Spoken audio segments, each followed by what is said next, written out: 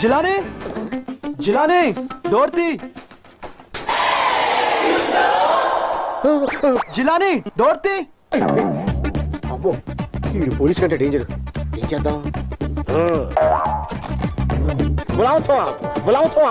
ఎవరు భాయ్ మీరు?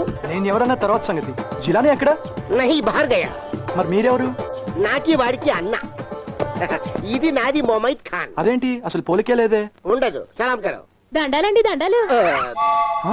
అదేంటి పని మనిషిలా మాట్లాడుతోంది? లాయింది భాయ్, పని మనిషే.